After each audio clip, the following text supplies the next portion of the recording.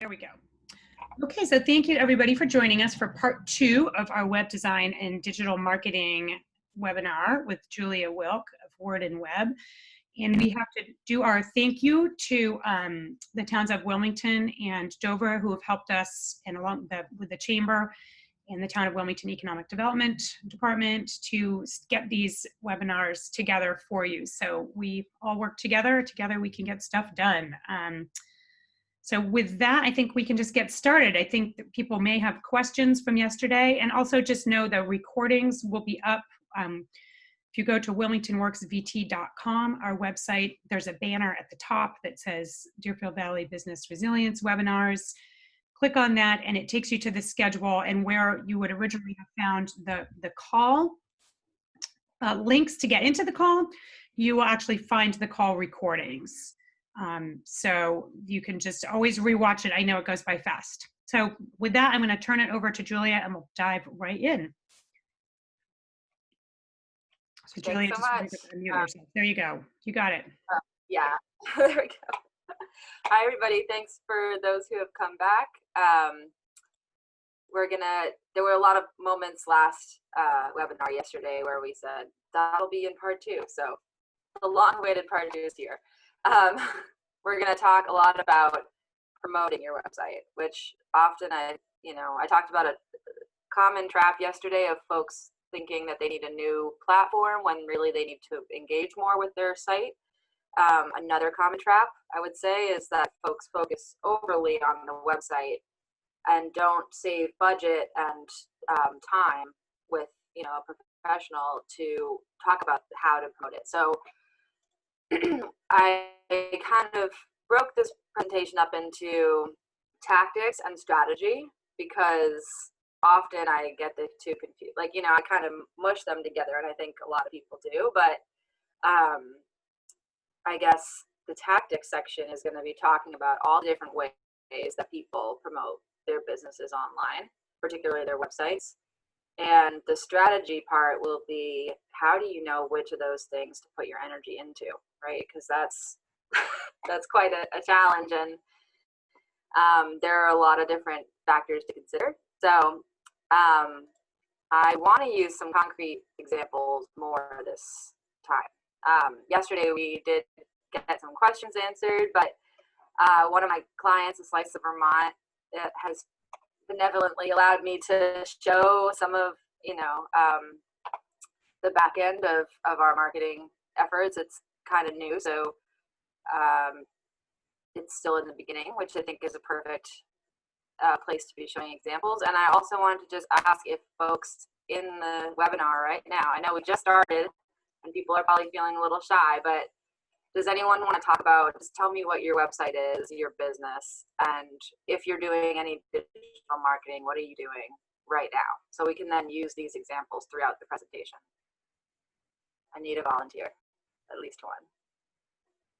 Lisa, go ahead. Okay, all right, I'll volunteer. I have an independent bookstore, and we do have a website with e-commerce, and our situation is a little bit different. So we actually have like a front end of the website that we have built on Wix, and then we have the e-commerce component, which is a Drupal-based website, yeah. But we're getting there. Maria, who works on my staff, has really been getting it. And the reason we have that is because our National Bookselling Association has all the e-commerce feeds for all the books in print there. So we're in the process of migrating off of the Wix front end and just using Drupal, which has been a learning curve. So, and for marketing, we mostly, we're doing push like e-newsletters, Facebook, Instagram, stuff like that. Do you do any paid social? It's like organic social and email marketing, it sounds like. Almost always just organic, though we've just been dabbling a little bit in paid Facebook because we've seen our e-commerce go up so much during COVID that we're doing a bit of that just to get people who aren't sort of already our customers, getting them shopping online. So I've been hearing and sort of observing that Facebook ads are really effective right now. I don't know. it's kind of hard to say because, you know, it always goes up and down, but I've been hearing people say, oh man, like it's so good right now, getting really good results. So that's exciting. Very cool. Anybody else want to throw their business in front of the group? Thank you, Lisa. I'm not gonna twist arms, but all right, we'll move on now. So let's go through some of the tactics. What are the different tools? And you know, it was tricky because grouping different tactics into broad groups, you can get really granular with different methods of marketing, but I tried to kind of get some categories that pretty much cover everything. So you've got organic SEO, paid search, which is kind of like the paid version of SEO in a way, but they work together. Organic social, that's, you know, posting on Facebook and Instagram or Pinterest or Twitter for free. And then paid social, which there's a whole ecosystem of how to use those social media platforms to deliver ads. Email marketing, you have a list of emails and you send emails to them. Interruption advertising, you know, there's some overlap here. So, you know, Facebook ads could be interruption advertising, but basically I put this one in because we didn't have anything else that is like, for example, a YouTube ad. So you're watching a video and then the video stops and it shows you an ad and then you move on. Kind of like more traditional media. Or also like banner ads and things like that. Google display where you're reading an article and there's like a big picture of a SUV in the middle and then you go through to the rest of the article. And content marketing is also something that overlaps with many of these, like email marketing is content marketing. So is, you know, organic SEO involves a lot of content marketing. Social is also content marketing, but I put this in because there's also some things that don't fall into any other group, like podcasting or even, you know, YouTube videos, which could be in the search category, but these are sort of the broad strokes of what's available. And then I'm pretty much just going through for the next few slides what all these things actually are. And I kind of just want to breeze through them and let folks come back to them if you want to be like, oh yeah, what was included in SEO or which category was that thing in? So I'm not going to just read out everything, but SEO work is all about getting your website to show up towards the top of a search engine listing.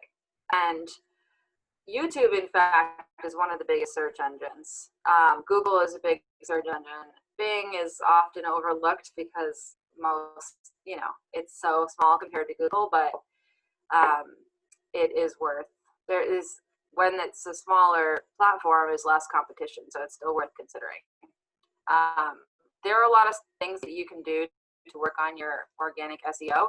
And one of the biggest advantages of working on your SEO is that you are able, when you're reaching people during a search, you're able to reach people that have a high intent to buy. So we talked yesterday about conversion rate optimization, and I mentioned that it's important to not just consider your overall conversion rate, like if 100 people come to your website, how many of them become customers, but also how many people that came from search, or how many people that came from social, or how many people that came from your emails become customers. And part of the reason for that is because everybody's kind of coming from a different place. And if somebody has searched the name of a certain book, right? If they wrote Autobiography of My Mother by Jamaica Kincaid, and your bookstore comes up, or your Google, Google Merchant Center listing for that book comes up, they're probably pretty close to being ready to buy that if they actually type it in by themselves, as opposed to something like interruption advertising, where they're watching a YouTube video, like an interview with Jamaica Kincaid, for example, and this book comes up. It's like, it's just a little bit further away. They're not necessarily looking for a book. So that's one of the reasons that search is so important, and SEO. You're really reaching people that are already primed, and it also ties in with a lot of stuff. User experience, for example, you know, a lot of the things that make good SEO also make good user experience, and so it's kind of like you should be doing that anyway. In addition, if you want to do any paid search, which I'll show some screenshots of it in a second, the better your organic SEO is, the cheaper it is to get results with paid search. So this is a really big, important one, and we can get into the nitty gritty a little bit more about how to work on this. I think that Meg actually shared an article I wrote about it on my website that was like how to do SEO work without hiring a web designer.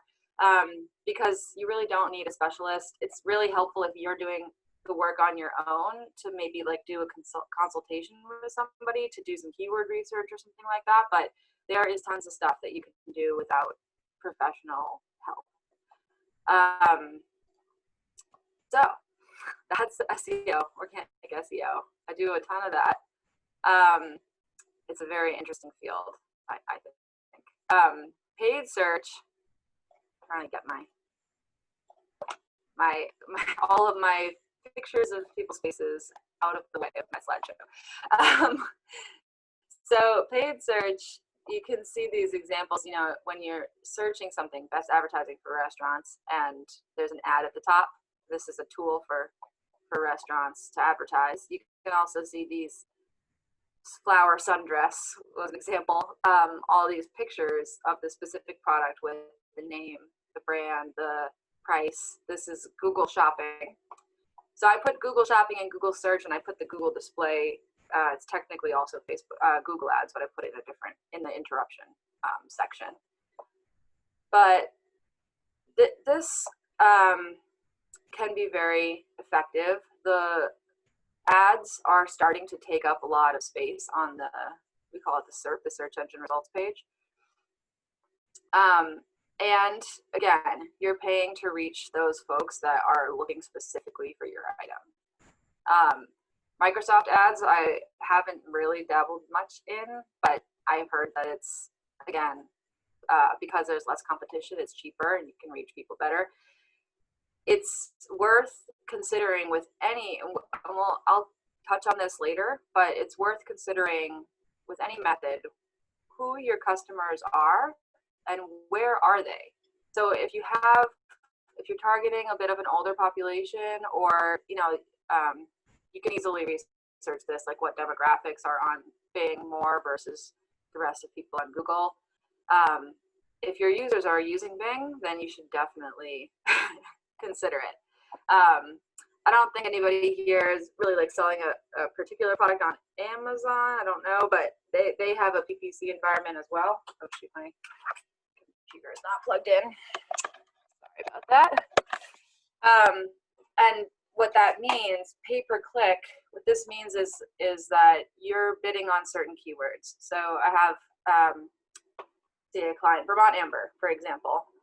They do she does toffee, specialty toffee, and she has like a snacking toffee product called Liberty Bits, and she's on Amazon, and so we can bid on toffee as a keyword. And so anytime somebody searches toffee, there's basically a little auction that happens, and we've set our bids and other people have set their bids, and then Amazon takes into account how popular the product is, how relevant it is to the search. Like if somebody typed vegan toffee, that would be much more relevant to her product.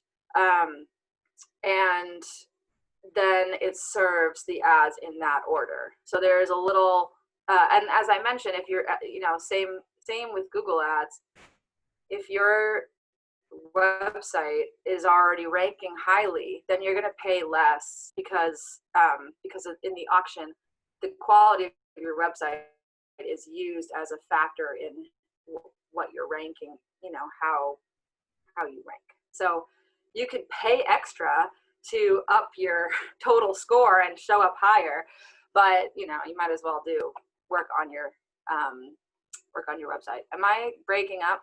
I got a little notice. People still hearing me? Just raise your hand if you're still hearing me. Okay, thank you. And then just starting to, last note on this paid search thing is just noting the concept of retargeting. And so with some of these methods of advertising, retargeting is possible, and that is when you use some data that you've collected. For example, you could say, anybody who has visited my website in the past 6 months, I want to specifically target them. So mostly, I think actually with Google, it'd be more a little bit like with display, although you can do it with other these other things too. But for example, somebody goes to your website, they don't make a purchase, and then maybe a week later, you're gonna try to, show them some ads from your website about your product through the Google ad network. Does anyone have questions about SEO or paid search before I talk about social? I didn't really bring any examples of these things. Social, though, I do have some examples to show. So organic social, a really big part of it is it's kind of like the spokesperson for your brand. It's why sometimes it can be hard to outsource this to a professional. Maybe like there's I know somebody who does really great coaching for this, but it's kind of important for you to actually create the content, because it should be about what's happening at your business and your own, perspective. And thought leadership becomes an important concept with this. Basically, thought leadership is kind of establishing yourself as an expert. It's not as important for, let's say, a hotel or a restaurant, but if you're a lawyer, if you're a web designer like me, if you're anything where you're kind of selling your expertise, thought leadership becomes an important concept. That would be posting, about industry topics, about things related to your field on LinkedIn, on Twitter. You could do tutorials on YouTube, on Facebook as well. But basically just establishing yourself as sort of an expert in the field. That's what thought leadership is. It's like an important concept if you're in that kind of business. I thought I would go into a little bit how to grow your organic social audience. How do people feel like about that with the nitty-gritty of it? Raise your hand if you feel like, yeah, people like that. Yeah, okay. So typically that's something that people struggle with. And I was hearing that like nitty-gritty is important because these are really broad concepts, but then how do you put them into practice, right? So I'm gonna click through to the paid social, talk about that for a second, and then I'm gonna go over to one of my clients' back end, go to his account and talk about what I do or what I think he should do. So here's paid social. Here's an ad for one of my clients that they are relentlessly serving me. It's like, yeah, I know about his product. They've got me pegged for somebody who's very involved with his page. So paid social, oh no, I think I just have the wrong text on here, I think. Paid social, I typically use Facebook ads the most. There are ways to advertise on almost every social platform. Maybe I'll just click back since it's not very helpful. Even Snapchat or TikTok, I think, again, it goes back to the concept of like, think about where your users are. Pinterest is great for products, for weddings, for housewares, for anybody targeting women, particularly like maybe like 30 to 50, 60. This is all available. Like if you Google the different platforms, usually you can kind of get a sense of what the demographics are. Paid social is really important because Well, it depends on what your industry is too. But if you're selling a product, or if you're trying to grow your organic social, paid social is a really important part of it. And it's, let's say you have 100 followers. 100 follow, that means 100 people are eligible to see what you are posting. But that doesn't mean that they're necessarily going to see every post. There's the algorithm as well, and they're not necessarily on there every day. But how do you reach new people?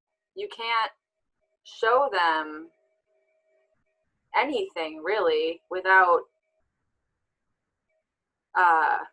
them being a follower. So that's the conundrum, right? How do you reach new people when they're not yet a follower? You can ask them in real life to like you. You can invite your friends to like, but then your friends aren't going to be just inviting all their friends to like your business page, because most people go on the social networks to interact socially, not necessarily to pursue products, although that is a big part of it. But when you pay,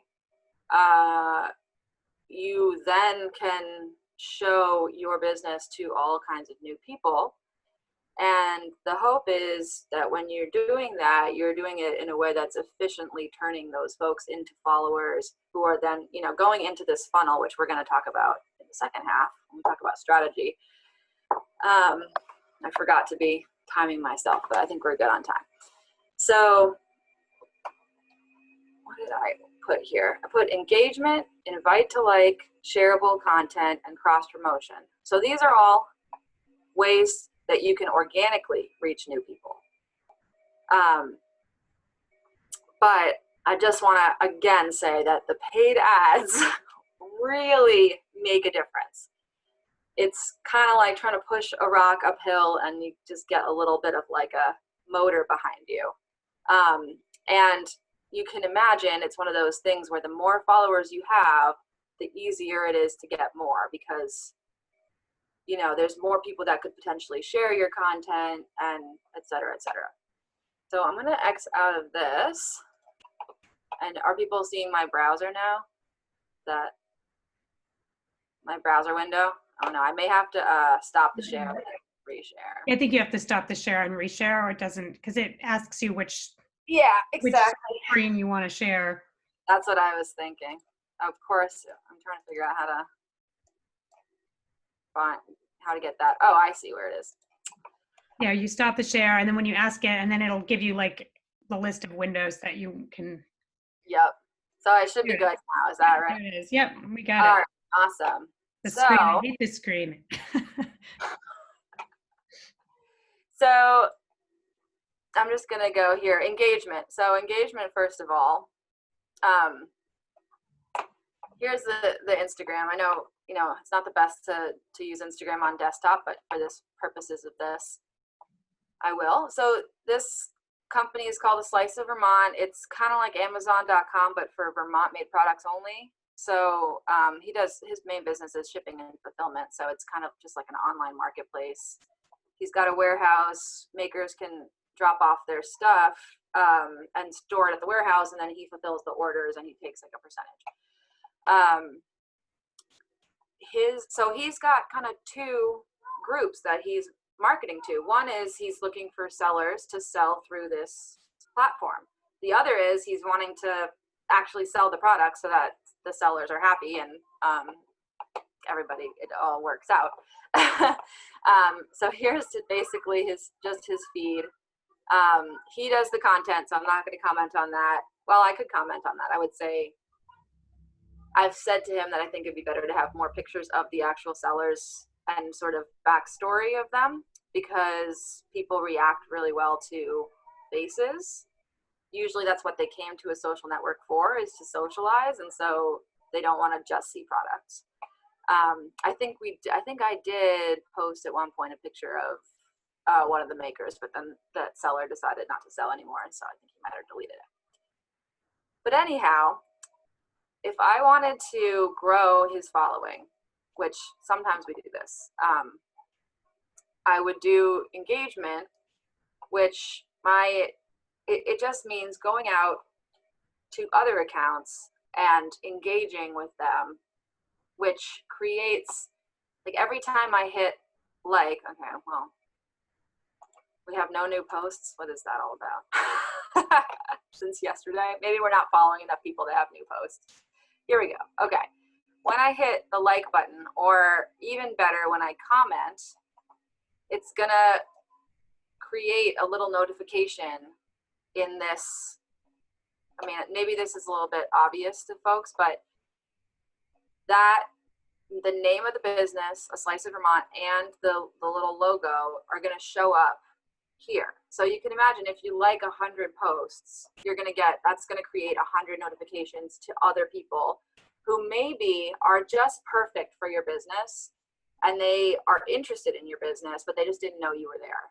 And so especially if you sell to businesses, they're motivated to be growing their following. And so they are like paying attention a little bit more. A lot of times, like individuals, they have it be private, their account be private, or it's more for their friends and stuff.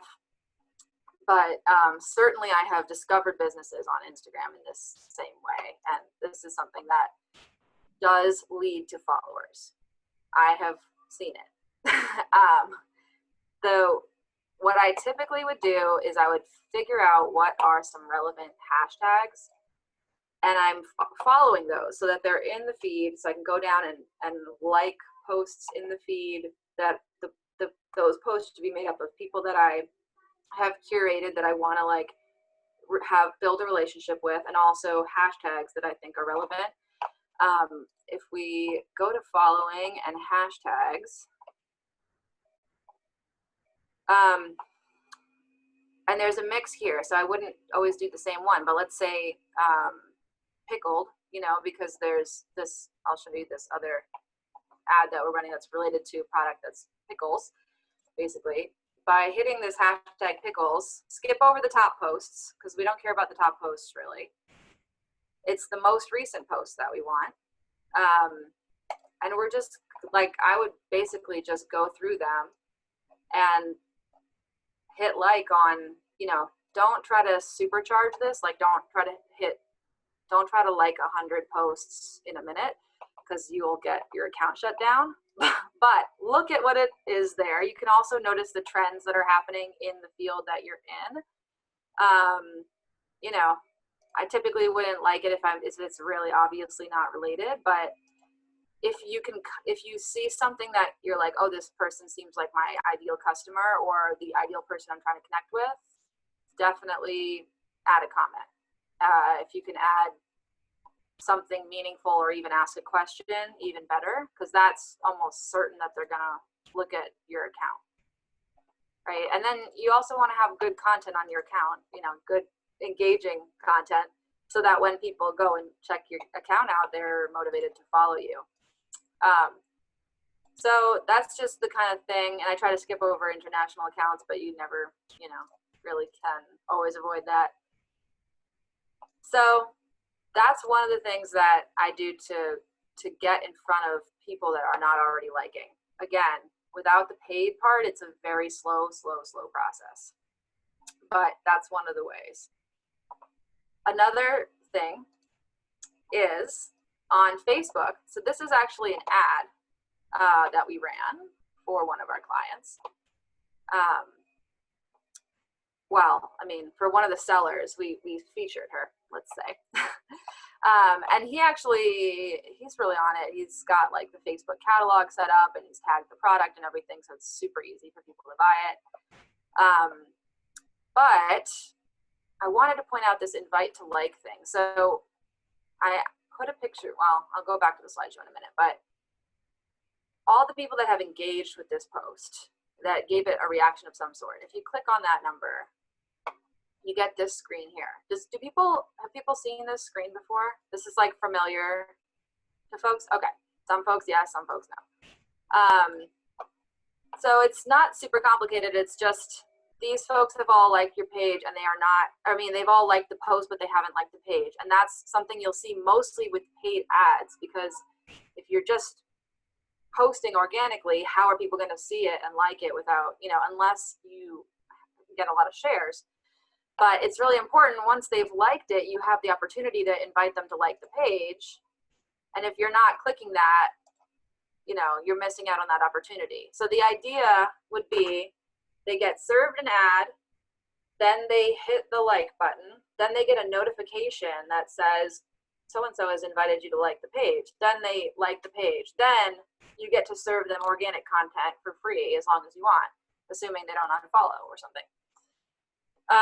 So you can see how it went from like one interaction to multiple interactions that followed up. And one of the nice things too, especially with the engagement part, you can engage on Facebook as well. It's harder. If you follow pages as your page, you can comment as your page, and then it's like it's public to see that you have commented, and so people who are reading the comments might see you. But honestly, you know, Facebook hides a lot of comments, and it can only be on pages, and it's not really, I don't really do engagement on Facebook that much. But anyhow, this keeping up with the invite to likes as you grow can actually get like to be a real job. But it does work to make the most out of your ad spend. And also, sorry, I just wanted to say about the engagement that what I would typically do is if I'm going to do a post, let's say actually Thursday at 3 p.m. is like my time for this particular, not this particular client, but a particular client that I do posts for. And so I would go on there around 3 o'clock. I would do engagement for maybe 10 minutes. Then I would post, do engagement for another 10 minutes, and then be done. And the reason I do it that way is because the engagement is much more effective when folks are actually online. And that's part of the reason too, that I skip right over the top posts and go straight to the recent posts. Because if that was posted 1 minute ago, that person's probably sitting there waiting for the likes to come in, and you get to see, if they're on Instagram, that notification pops up. It's not just in the little list, you know? So the more you can do, the more efficient and effective, the more result you can get for every little bit counts on social media, in my opinion, because it can be really tedious unless you're paying. Can I ask a quick question Yeah. about inviting to like? So that also, that comes up a lot on Facebook too. You know, you'll put a post up, and we often see this because we'll repost, we do an email, and I have been then posting the email onto Facebook with some nice images. And then so you might get a lot of likes from people who just responded to that. And then you can invite them. It does do the invite to like thing on Facebook as well. Do you recommend doing that on Facebook too, or is it kind of a waste of time on Facebook to invite people to like your page? Do you mean as opposed to this is Facebook, but it's a paid one? Do you mean Right. like, yeah, you can get this on Facebook, and you're absolutely right. Like you'll get a notification. Right. That was in my, are you guys seeing the slideshow or no? I can't remember no, not yet.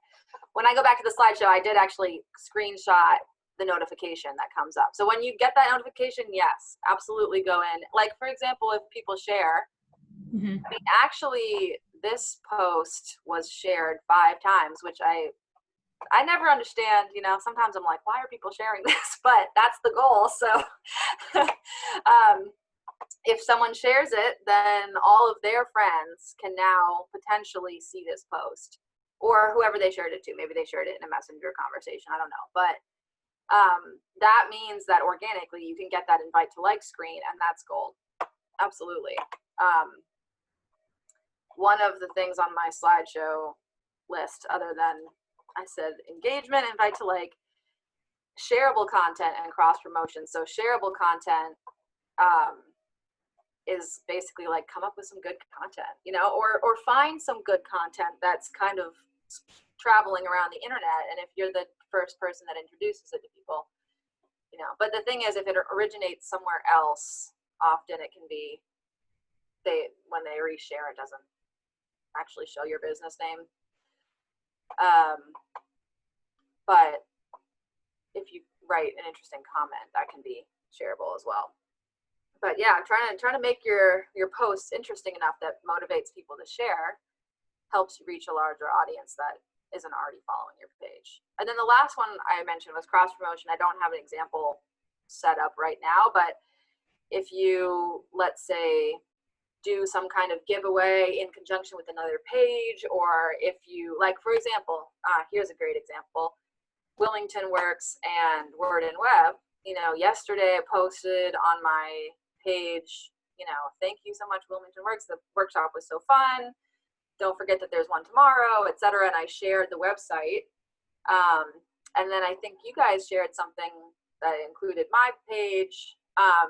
So the point is that both of us have unique audiences that I'm pretty sure there was very little overlap between our audiences, but now each of us has gotten in front of a different audience. And so any times that you can create those kind of opportunities to promote each other, and then that opens up the audience. Sometimes I do that for my clients, like I'll feature clients, and then they can sometimes share my post, and that helps a lot. Figuring out how to do it for your business it's always a different thing. Oh, you know what? Actually, I was going to show my Facebook ads dashboard for this client. Do people want to see that, or should we move on to yeah? Okay. All right, then I'll share this one again really quick. I wish there was an easy way to see what part of my screen is sharing, but are people seeing the Facebook ads? Yeah, the Facebook ads dashboard. Okay. So I'm going to get a little bit more into this with the different types of, when we talk about the funnel, but there are different types of campaigns in Facebook. And the main difference, at least from my perspective, I'm sure that there are other differences that mean something to people, but when you're setting up the campaign objective and you're boosting, you cannot optimize a boost for lead generation or for conversions. So things towards the bottom of the funnel. I'll talk about the funnel in a minute. But I typically I like to structure my Facebook ads campaign with a few different goals in mind. And the conversions objective is really great and valuable because it's basically Facebook optimizing for actual sales on your website, or actual bookings, or actual form submissions. And then something like brand awareness is going to be a lot cheaper. You can see we're getting like 9 cents per result, but the result is I can't remember. It's probably ad recall lift. Ad recall lift being like how many people would remember the ad like a day later or something, which I think is more meaningful to me than impressions, which is a different thing you can optimize for. So I usually go for recall lift, but so I'm putting a little bit more right now towards the conversions version of the campaign. Let me see what the ads could actually even just show you what I've set up for. I can't even really remember, honestly. No, I was going to say, so conversions means there's a price that you can click on it and buy it. So would that be like for a restaurant? Would that be like make a reservation, or for an inn, book now? Or for a store, it might be like buy this item right now. Is that right? Okay. So this, so for example, the brand awareness, I pretty much have a slideshow. I mean, it does have a button to click through to shop. So this is not actually the best example because he doesn't have a lot of, let me give another example. You can still see what I did here, but a better example that I'll tell you with my words is I have a client who does a lot of content marketing. He sells, let's say, gardening supplies, basically. But he writes a ton about the gardening part, and it's very educational. But his actual product isn't education. It's like shears and scissors and things like that. So we have 3 levels actually for him. We have the brand awareness, and in the brand awareness, I push the education, the blog posts, and I'm like, look at this commentary about, gardening. You like gardening, you might like to follow this blog, you might like to read about gardening. And it's not anything about the products at all. You wouldn't even know he has a store. It's just, hey, follow this blog. Then the second level is lead generation, because every time he's putting a blog out, he's sending it to his email list. And with an email list, if you're just collecting through your website, a lot of times it's like a steady downhill of people unsubscribing slowly, because there's not that much of a feed in. So we've got a campaign that's like, hey, sign up, put your email in here, and you can get these blog posts in your inbox. So we're still only talking about, and there's also special offers and blog posts in your inbox, and then people enter their email address and it feeds right into the MailChimp campaign. So that's kind of in the middle. And then we also have a conversions where it's literally a picture of some really nice like gardening shears, or like wire that's part of gardening wire, and straight up a picture of the product, talking about the features of the product. Shop now, clicks through to that product page, and Facebook is optimizing each of these campaigns for a different goal. The first one being showing, getting people to see the ad and remember it. The next one being getting an email address, and the next one being actually getting the purchase. But the goal is always the purchase at the end. We'll talk about the funnel again, like I said. But yes, the conversions often you can do if you have a product catalog. You can put the catalog right on there, and then they can see a feed from your website of what your products are. I think with this one, it's hard. It's always hard to see the ad. Here we go. I think it's a picture of the different kinds of hot sauce he has, basically, and I'm targeting people that like hot sauce in like Massachusetts or something. And Vermont maybe, but oh yeah, I think I said missing out on a trip to Vermont this year. So I'm targeting only people that are in Massachusetts, I think. So you can try like a bunch of different combinations.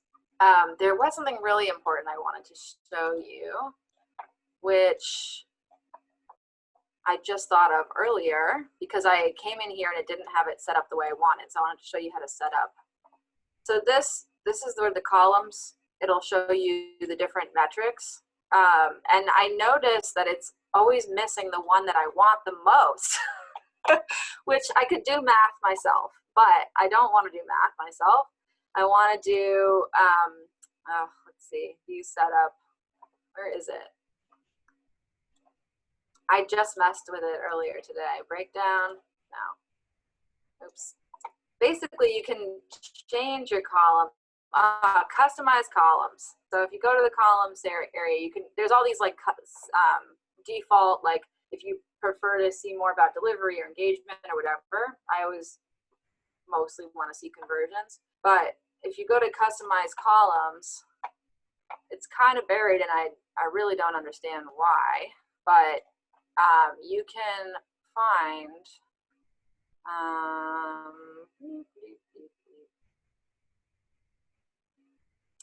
purchase return on ad spend buried down here in the Okay, this is why when I saw that screen I was like, oh my god, it's that screen that I hate, that you're like, where do you find the thing? It's not an intuitive interface. Let's put it that way. Facebook ads. Let me just tell you that Facebook ads is a horrible user experience. I have had more experienced people than me ask me for help with glitches. I've wanted to ask for help with glitches. It's not easy to use. I've made plenty of mistakes where I'm like, why isn't that? It's why it's important to keep looking at it, because you want to be like asking yourself, well, why is this not doing the result that I expected? Somebody had asked, I think it was Royal, asked about, I think there was an issue with delivery of a monthly budget versus daily budget, and like, yeah, it's so easy to run an ad for 3 days and you come back and you're like, oh, that's not at all what I intended.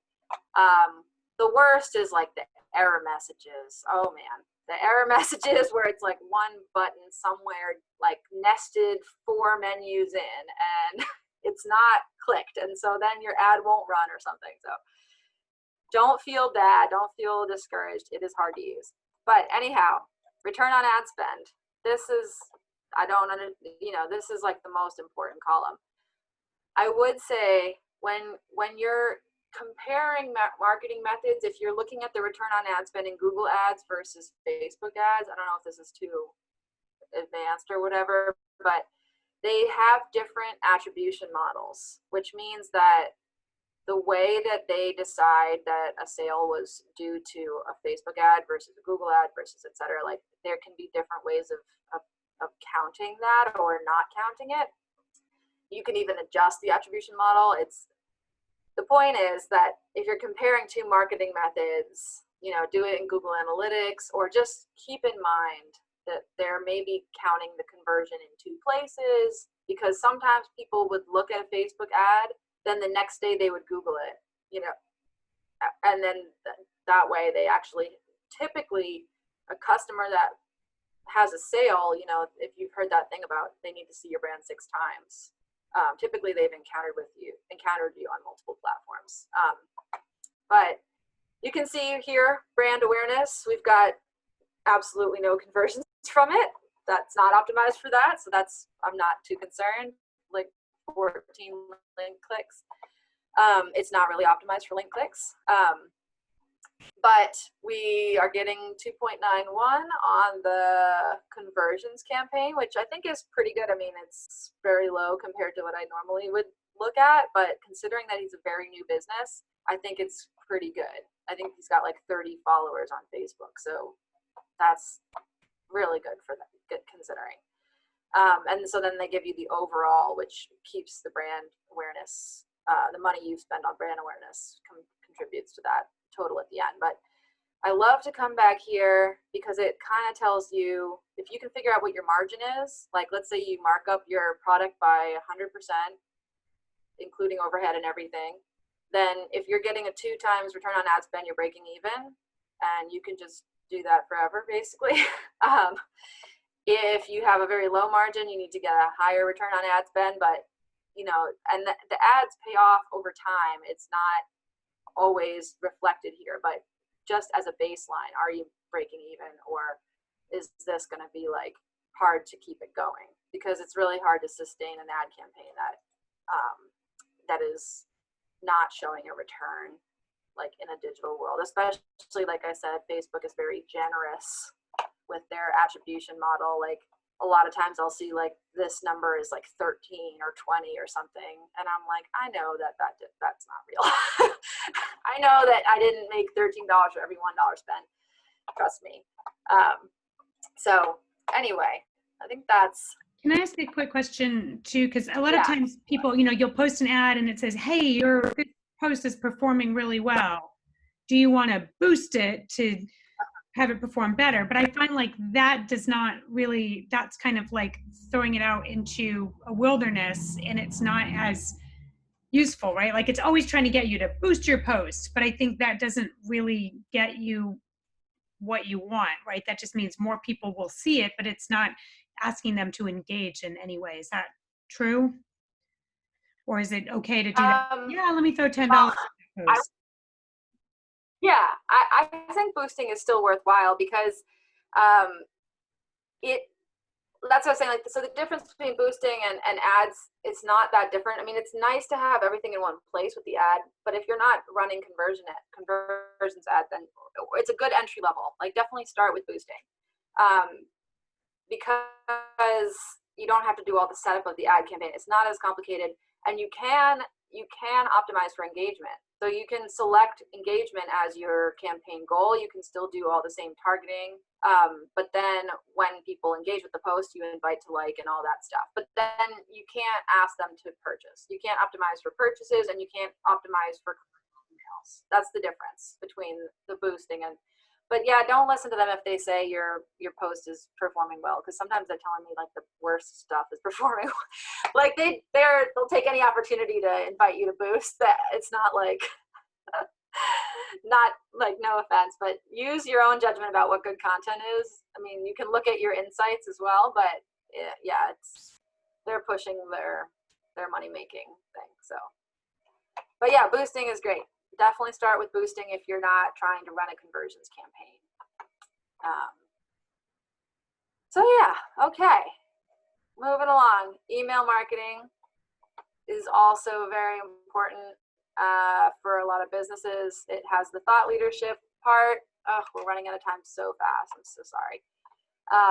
It's a really good way of getting in front of customers, but you also need to avoid getting into the spam filter, and you need to get their consent before you can send them stuff. We talked a little bit about interruption advertising. I'm going to click through that. Content marketing, blogging. It's really hard to get good search engine to rank on search engines if you don't have words on your site. So blogs are a way to really put a lot of words that are related to your business on your site. Podcasting can be a lot of work, but I feel like it's personal. I listen to a lot of podcasts. It's like the thing that I buy things from the most, which is weird. It's weird when you can like see your own being advertised to, but it works for me. But it's a lot of work. So make sure it's going to be worth it for you.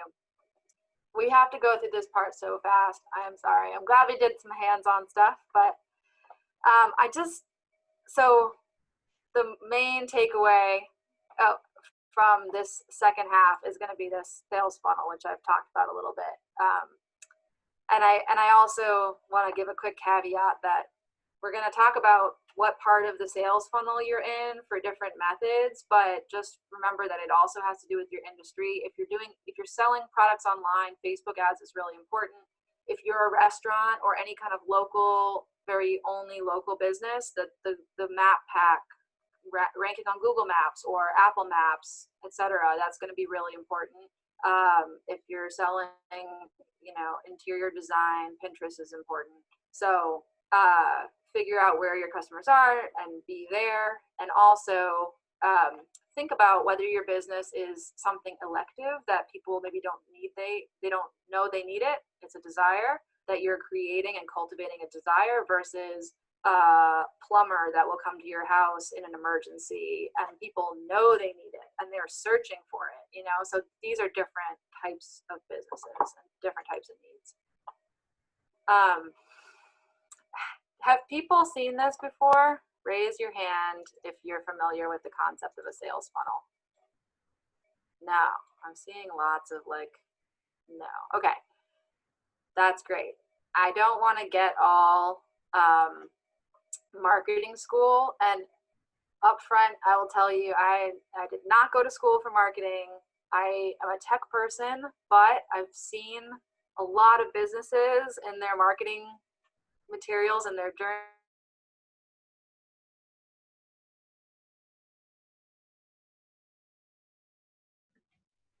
Julia, I think we're losing your sound. Do you want to see if you kill your video? Can we hear you? Can anyone hear? I'm losing the sound. Oh no. It looks like we may be losing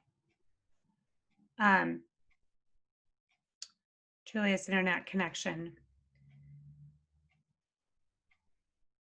So let me see. I can bring this up on my end. So 1 second. Let me do that. And that should bring us back to, okay. That should bring us here. I can bring this up on my screen and hopefully she'll be able to jump back in because I do have this. Okay. I do have this. Oh, wrong screen. Let's just give Julia a second to hop back in. I think we are raising a lot of interesting questions and things that we're going to need help moving forward with. Would everybody agree that this webinar has brought us oh my gosh, now what do we do kind of questions? There we go. So Julia's coming back. I can bring up her thing on my screen here. So we were talking with some of us yesterday about how to follow up. Hi, Julia, we got you back. Okay. Now could she hear us? I'm gonna you gotta unmute yourself as you deal with the Vermont, the bad internetness of Vermont. Do you want me to bring up that screen that we were, I can bring up, okay. So for some reason, it's not showing me let's see. Okay. This should share that screen. Okay. I don't know if better outside, or if actually inside is just as good. This is, here we go. But, this is where we are. Okay. amazing. This is where we are. Can you guys? Yeah. So, and we're okay. getting pretty close to the end of the webinar anyway, but I don't know if you heard what I was saying, just that knowing about this funnel and having awareness about the funnel is going to help you choose what method to focus on, but also, and how to use it, but also what your expectations are. So I've kind of put here which methods I typically associate with each part of the funnel. But like we saw with the Facebook ads campaign, if you're running an awareness campaign that's targeting, you're going to want to target people that don't know about you already, like they've never heard of you. If you're running a campaign and you've chosen the campaign goal to be awareness, meaning they are just finding out about your business for the first time, but you're asking for a sale, you're gonna get a very, if you're expecting a sale from that, you're gonna be disappointed probably. Similarly, if you're asking for a sale and targeting that top of funnel, the people that have never heard of you before, it's going to be tricky. Yesterday I talked about like a sandwich. If you walk up to someone on the street who's never met you before and try to sell them a sandwich, it's going to be a lot harder than if you slowly let them know about your business. So Meg, you can just kind of go through.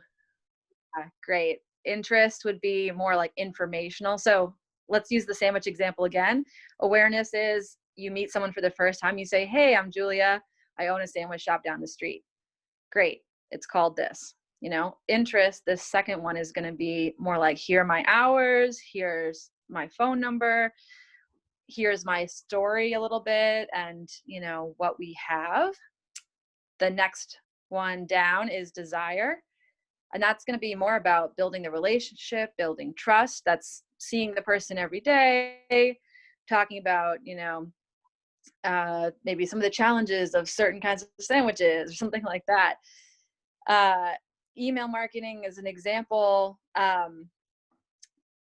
Content marketing with the blogging. Basically, if you go back to the concept of the Facebook ads three-tiered approach, the first one is introducing your name.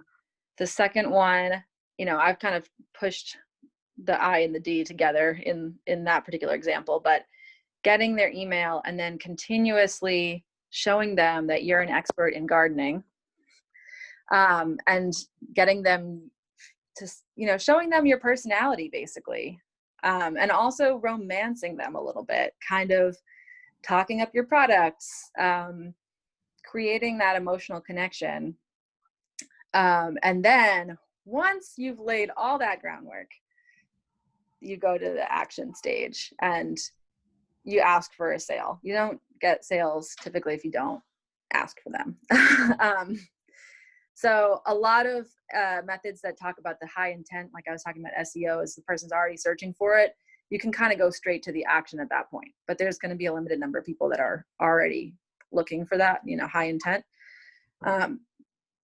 And if you're at this action stage, I would be real specific about what the product is.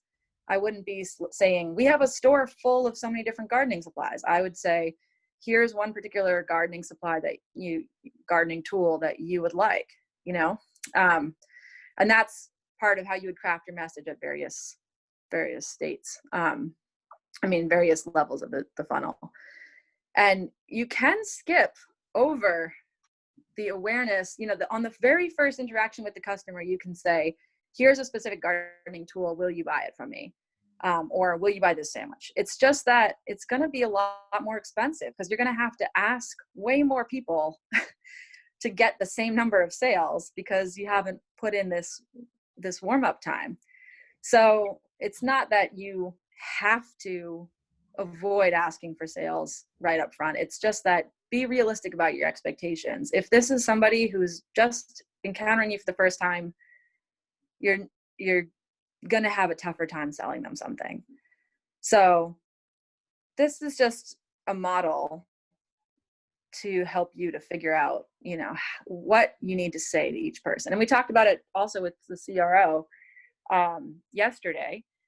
So if the very first thing that people come to is a product page and they've never been to your website before, they are going to be a little bit less likely to buy that product than somebody who came through your blog and has been following your blog for 6 months. You know, they don't have a relationship with you. They don't necessarily trust you. And that's especially important online, because in person, often folks are familiar with the surroundings. They might even know you as a business owner.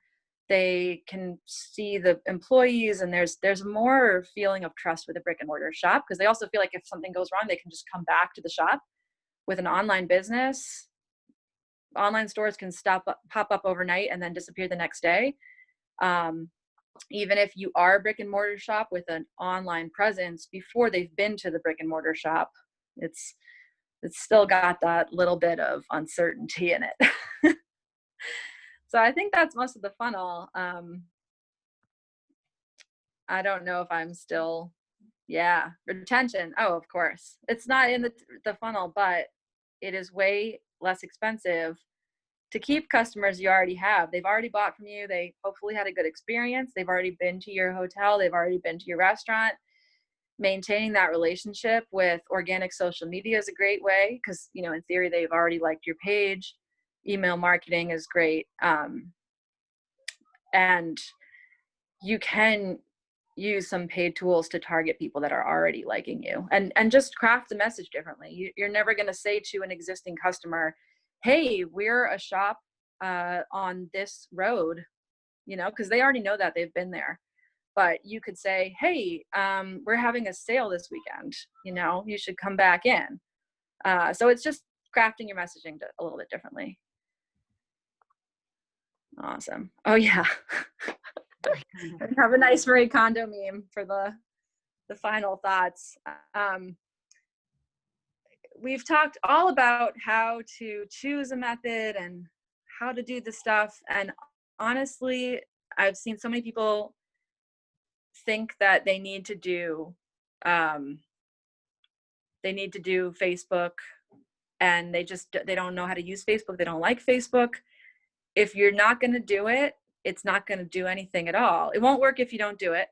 And also, sometimes it's a matter of like, why are you doing your business? Are you doing your business because you love it? And do you really hate being on Facebook? So don't do it. You know, you can still get results from most of these different methods, and just customize it to what is going to work for you. Even if maybe you would get even a 50% better return on a different marketing platform than the one you're using, if you're not going to like it and you're not going to do it, then just be kind to yourself and experiment. That's my golden rule, because you really never know. All right. I don't know how much time we have. I hope, do people have questions? Sorry, I'm on my phone like this. My computer is still completely frozen. I'm going to just exit off is there another slide we should have up here? Okay, I'm just going to go out of the full screen. Can people see better now? This is how to find Julia if you need more. And we are running a little bit over. If people are okay to stay, or if not, maybe you can maybe reach out over email with a follow-up question. That might work too for people. But do people have quick questions now? Do we feel like we have time for a couple of questions, or do we want to leave that kind of for a email follow-up, or you can funnel them to me and I can send them out, or however works, so that we can get them out to the group. I'm happy to kind of broker having questions funneled. But does anyone have an immediate question? Lisa looks pensive. I'm gonna stop the screen share so that we can see everybody, because it's a little more friendly. Okay. Does anybody who has a few more minutes, anyone have a question they want to bring up? Or a where do we go from here type of question is also good.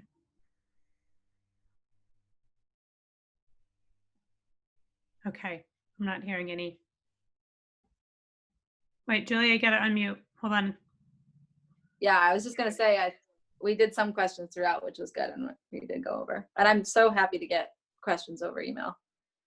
as well. So if anyone has questions, you can send them to me and I can group them, or you can reach out to Julia. I think if you go to the website, has everyone been to our business resilience webinar page? So if you go to that page, you go to wilmingtonworksvt.com, and then you can there's a banner, there's a button at the top of the page, click on that, it takes you, and it has the listing. It also has all the webinars that we've done with their recordings. You can watch those recordings, but most people who have done these webinars have provided their contact information, and you can feel free to reach out to them with questions. And Karina and I were talking yesterday about kind of maybe we've lit some sparks or embers through these conversations, and let's figure out a way to keep that going for you guys. We might have to hand the stick back to you guys as business owners and say, where do you want to go? But we can certainly help you do that. Does anyone have one final question before we take off? Or we'll just take it to group conversation. And what's the name of the gardening company? Can you share that? Sure. It's more specific than gardening, actually. It's like bonsai supplies. Oh, okay. And it's called Stone Lantern. Okay. I did not do like the an web. interesting concept of how he's, he's selling, but he's sharing. I like that. Yes, he has a very active blog. He posts like 2 or 3 times a week, and then he turns that blog post in. He puts a link to the blog post in a newsletter, but he also in the newsletter adds a bunch of special offers or promotes specific products in between the blog post, and makes commentary so that newsletter is still a little bit different than the blog, so it still adds an extra layer of content. But that's a very perfect example where the blog, it's all about bonsai art, like commentary. He'll post a tree and talk about some aspect of it. But if people have made it past the blog to the email, they get some slight, it's a little bit more about product specific, which is getting closer to the bottom of the funnel. Mm-hmm. But it's educational, which is really the draw. When I said yesterday, add value, offer unique content, that really helps. And then I actually take the blog, I read the blog, read it, but newsletter, and I pull out a picture and some snippet of his text and post that on social media. And whenever he puts a blog that automatically goes to social media on his Facebook. So then I come through and pull a little vignette of it to put on Instagram, cross post to Facebook. So he does one blog post and it ends up getting slightly different versions and spins of it across all platforms in 3 or 4 different places. So it's a lot of work to put up several blog posts a week, but he really gets some mileage out of those posts. And even though the blog posts, here's another tip, nitty gritty organic social tip. Blog posts are so much more in depth, and they automatically share to Facebook, and it shows that he's put up a blog post about, let's say, Yamadori bonsai or something. But that post does not get as much engagement and traction on Facebook, I've found, as when I pull one picture and one caption from that blog post, post it on Instagram, and cross post to Facebook. And the reason why on Facebook is that the blog post with the full text and everything, it's a link that pulls people away from Facebook. Whereas when I have actually taken the content and translated it into a Facebook friendly format where it's a picture and the text is there and there's no link leading away from Facebook, Facebook likes when people stay on Facebook. So they push that up in the algorithm so much better. So it's really the difference between a link linking to a content versus the content directly on there. I mean, you could probably write a blog post and then, get several more posts out of that. More social posts out of that, because social, sometimes they call it micro blogging. So it's like blogging, but you're just using much shorter, 2 sentences. Exactly. But that's interesting if people do like email marketing. So we send out this long-winded email, but then we found if you pull out one picture and one note from it, put it up, Yeah. and then you can also post it with here's a link to our newsletter if you want to read the whole thing. But you get Exactly. people read it more if they just give them one thing to react to. So that's really interesting. Like picture of that barbecue sandwich is like, you know, the thing that they're going to go. Well, listen, I think Royal is jumping off. She says, thanks, gotta go. So I think we should jump off, but I think this was great. I'm going to post this recording, the full recording, and I think we'll be in touch about ways that we can follow up and keep this conversation going, and let people go more in depth and maybe have them bring their own issues, you know, directly. So I will share, if it's okay, Julia, I will share your contact information with everybody. I'll send a business email out tomorrow, and Eric from the chamber will do the same. We share our content so that everybody gets it. So that information will be there. And if you have specific things you want to follow up, you can just reach out. So thank you so much. Thanks, everyone. Have a great day, and I'll have this recording up shortly for you to watch. Thank you. Thanks, everybody. Take care. Bye.